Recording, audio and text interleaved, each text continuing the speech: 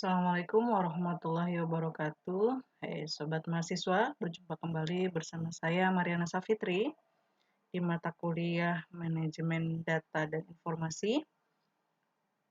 Kali ini kita masuk ke pertemuan 9, yaitu tentang masih database design. Kita masuk ke tahapan kedua dari database design, yaitu logical database design. Sebelumnya kita sudah bahas di pertemuan 6 sebelum UTS, yaitu konseptual, ya, konseptual database design. Ya. Saya mereview kembali di pertemuan 5 untuk database design sendiri tahapannya ada konseptual, kemudian ada logical, dan terakhir fisikal. Nah, di pertemuan 6 lalu kita bahas konseptual. Nah, sekarang di pertemuan 9 kita bahas logical database design. Ya. Oke, untuk logical database design sendiri tujuannya menerjemahkan model data yang tadinya konseptual menjadi model data yang logis. Ya. Bagaimana melakukan validasi untuk mengecek apakah model yang digunakan itu sudah benar atau dapat mendukung transaksi yang dibutuhkan atau tidak. Ya. Untuk logical database design sendiri ada 7 langkah. Ya. Yang pertama yaitu derive version for logical data model. Ya. Tujuannya bagaimana membuat relasi pada logical data model sebagai representasi entitas, keterkaitan, dan atribut yang telah diidentifikasi. Ya. Deskripsi bagaimana sebuah relasi diturunkan terhadap struktur yang mungkin terjadi dalam sebuah model data konseptual. Ada strong entity type, ya, di mana entitas yang memiliki kunci utama sendiri dalam basis data. Artinya bahwa entitas ini tidak tergantung pada entitas lain untuk mendefinisikan atributnya. Berbeda dengan weak entity type, kebalikannya ya, tidak memiliki kunci utama sendiri dan tentunya tergantung pada entitas lain untuk mendefinisikan atributnya. Ya. Dengan kata lain, tidak akan berjalan jika tidak ada sebabnya. Ya. Nah, di sini kita lihat ada sebuah IRD, ada entitas pemasok, kemudian produk, pelanggan, serta pesanan. Ya. Untuk pemasok, pelanggan, kemudian produk masuk ke dalam golongan strong entity, sedangkan pesanan weak entity. Ya. Kenapa? Karena pemasok, produk, pelanggan ini berdiri sendiri. Ya, tidak tergantung dengan entitas lain.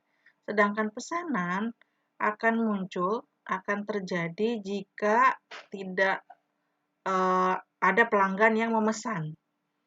Kalau pelanggan tidak memesan produk, ya, maka pesanan tidak tampil, ya, atau tidak terjadi, ya. Ini perbedaan antara strong entity dengan weak entity. Atau kalau teman-teman mau lebih detail lagi di sini, untuk yang strong entity, di sini ada atribut kuncinya, yaitu ID pemasok, untuk pelanggan ID pelanggan, untuk produk yaitu ID produk. Untuk pesanan, di sini ada atribut yang dimiliki oleh entitas lain, yaitu ada ID pelanggan, ya, ada ID produk, ada untuk ID pesanan ini atribut dari pesanan sendiri, ya. Itu yang lebih jelasnya seperti itu yang membedakan, ya. Selanjutnya ada one to many, ya. One to many binary relationship type. Di sini dilambangkan dengan 1.2M atau 1.2 bintang. Untuk one to many, ini tipe hubungan binary di mana satu entitas dari satu tipe entitas bisa memiliki hubungan dengan banyak entitas dari tipe entitas lain, ya. Tetapi entitas dari tipe entitas lain hanya dapat memiliki hubungan dengan satu entitas dari tipe entitas pertama. Ya, diwakili dengan notasi 1.2. Angka 1 ini menunjukkan hanya ada satu entitas dari tipe entitas pertama yang memiliki hubungan dengan entitas dari tipe entitas lain. Sedangkan tanda bintang ini menunjukkan bahwa ada banyak entitas dari tipe entitas lain yang dapat memiliki hubungan dengan satu entitas dari tipe entitas pertama. Selain itu ada one-to-one binary relationship type. Ini hubungan binary di mana setiap entitas dari satu tipe entitas hanya dapat memiliki hubungan dengan satu entitas dari tipe entitas lain. Dan setiap entitas dari tipe entitas lain hanya dapat memiliki hubungan dengan satu entitas dari tipe entitas pertama. Itu bedanya ya. Kalau dilambangkan di sini dengan notasinya 1.21, one to one, ya. 1 itu menunjukkan bahwa hanya ada satu entitas dari masing-masing tipe entitas yang dapat memiliki hubungan. Selanjutnya ada one-to-one recursive relationship type, ya, di mana setiap entitas dari satu tipe entitas hanya dapat memiliki hubungan dengan satu entitas dari tipe yang sama. Dan setiap entitas dari tipe entitas tersebut hanya dapat memiliki hubungan dengan satu entitas lain dari tipe yang sama.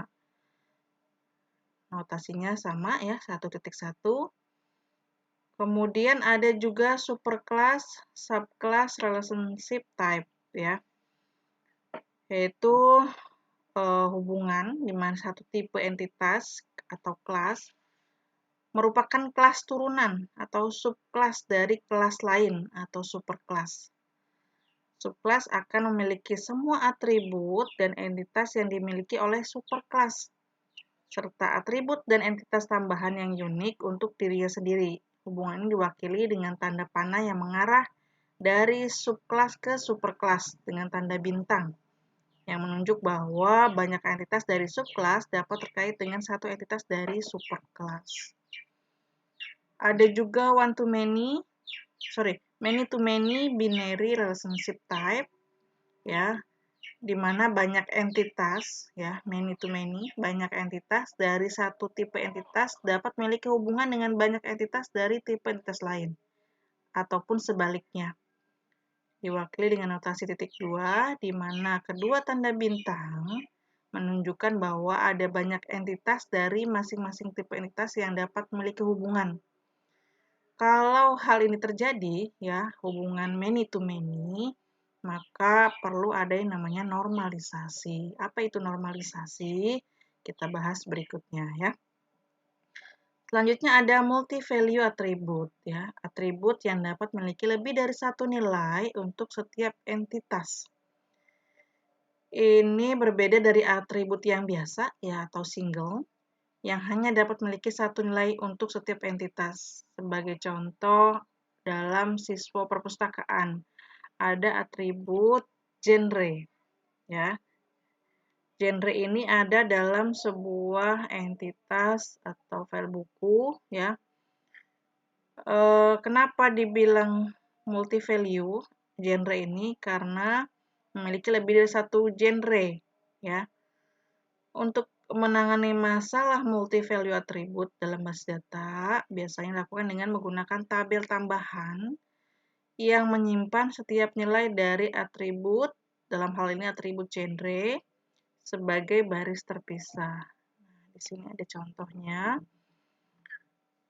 Atribut genre ini terdapat dalam entitas buku, ya, di mana ID ada 1 sampai 5. ID bukunya misalkan 1 dan 2. Nah, genrenya di sini nilainya ada fiksi, fantasi, non-fiksi, sejarah, biografi. Nah, setiap baris menunjukkan satu nilai dari atribut genre, ya. ID 1, ID buku 1, genrenya fiksi. ID 1, ID buku 1, genrenya fantasi, seperti itu, dan sebagainya. Untuk ini kita dapat menyimpan nilai dari atribut genre untuk setiap entitas buku tanpa harus menambahkan banyak kolom baru pada tabel utama buku. Berikutnya ada complex relationship type, yaitu tipe hubungan yang terdiri dari lebih dari 2 tipe entitas dan atau memiliki karakteristik yang lebih kompleks daripada hubungan binary yang telah disebutkan sebelumnya, ya. Ini terdapat beberapa tipe hubungan kompleks. Yang pertama, many-to-many recursive relationship type, ya, yaitu banyak entitas dari satu tipe entitas dapat memiliki hubungan dengan banyak entitas dari tipe yang sama ataupun sebaliknya. Dalam sistem memiliki struktur hierarki, sebagai contoh organisasi perusahaan atau struktur keluarga. Kemudian berikutnya ada superclass, subclass recursive relationship type, yaitu satu kelas merupakan subkelas dari kelas lain, dan subkelas tersebut juga merupakan superkelas bagi kelas lain yang merupakan subkelas dari subkelas tersebut, ya. Ini contohnya ada di sistem informasi ilmu pengetahuan. Selanjutnya ada hubungan multi-way, yaitu lebih dari 2 tipe entitas terlibat dalam hubungan. Contohnya dalam sistem perpustakaan, di mana terdapat hubungan multi-way antara buku anggota perpustakaan dan peminjaman buku, yaitu buku dapat dipinjam oleh anggota perpustakaan dan peminjaman tersebut harus dikembalikan pada tanggal yang telah ditentukan. Selanjutnya ada normalisasi, di mana normalisasi ini tadi dibutuhkan pada saat adanya relasi many-to-many, ya. Normalisasi sendiri merupakan proses desain basis data yang tujuannya untuk menghilangkan kekacauan dan meningkatkan integritas dari basis data. Normalisasi dapat dilakukan dengan cara membagi tabel menjadi tabel-tabel yang lebih kecil dan lebih ternormalisasi, sehingga setiap tabel hanya memiliki satu fungsi yang jelas, ya. Kemudian juga memungkinkan sebuah basis data untuk diatur dengan lebih baik, mengurangi adanya duplikasi data atau redundansi, dan meningkatkan integritas data. Normalisasi juga membantu dalam mengelola basis data secara efisien karena tidak ada lagi data yang terduplikasi ataupun tidak perlu. Keuntungan dari normalisasi sendiri yaitu meminimalkan ukuran penyimpanan, kemudian juga meminimalkan resiko inkonsistensi data, meminimalkan kemungkinan anomali, kemudian juga memaksimalkan stabilitas dari struktur data. Selanjutnya, tahapan berikutnya dalam logical database design. Yang kedua yaitu ada validate relation using normalisasi.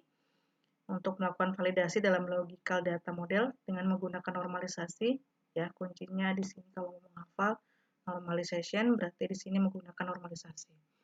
Untuk tahapan ketiga yaitu validate relation against user transaction, ini untuk memastikan relasi dalam data logis dapat mendukung transaksi yang dibutuhkan, ya. User transaction berarti mendukung transaksi. Kemudian yang keempat ada check integrity constraint, ini untuk mengecek batasan integritas yang diwakilkan dalam logical data model, ya. Kemudian sebuah logical data model yang mencakup semua syarat integritas penting adalah representasi dari kebutuhan data perusahaan. Cek integrity, ya, mengecek batasan integritas, ya.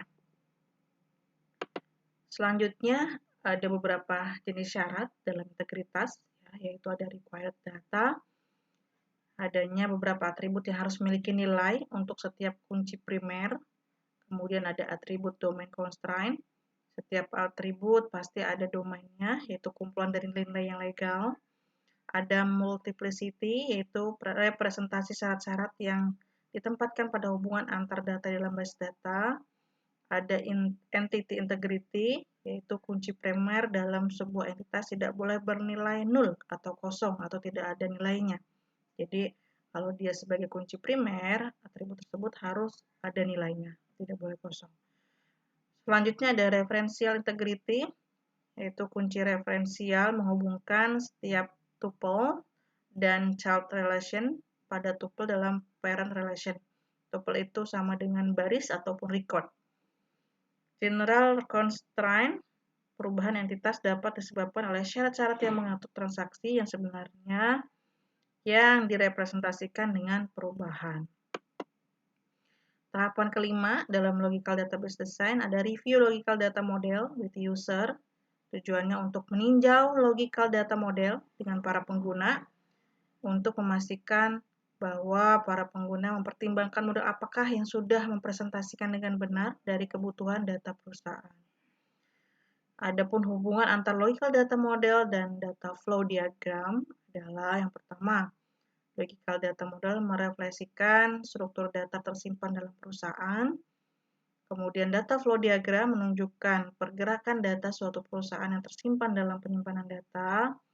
Kemudian semua atribut seharusnya terlihat dalam sebuah entitas yang dimiliki perusahaan dan akan dilihat alurnya sebagai data flow. Yang keenam ada merge logical data model into global model, yaitu proses menggabungkan model data logis yang berbeda menjadi model data global yang terintegrasi. Model data logis sendiri merupakan representasi konseptual dari struktur data yang akan disimpan dalam basis data, sedangkan model data global adalah representasi konseptual dari struktur data yang terdapat dalam seluruh sysfo. Proses merge logical data model into global model biasanya dilakukan setelah beberapa model data logis telah dibuat oleh tim yang berbeda atau oleh bagian yang berbeda dari perusahaan. Prosesnya bertujuan untuk menghasilkan model data yang terintegrasi yang menggambarkan struktur data yang terdapat dalam seluruh sistem informasi dan menghindari adanya konflik atau kemiripan antar model data logis yang berbeda. Untuk melakukannya, biasanya dilakukan dengan cara mengidentifikasi entitas dan atribut yang sama dalam model data logis yang berbeda, kemudian digabungkan menjadi satu entitas dan atribut dalam model data global.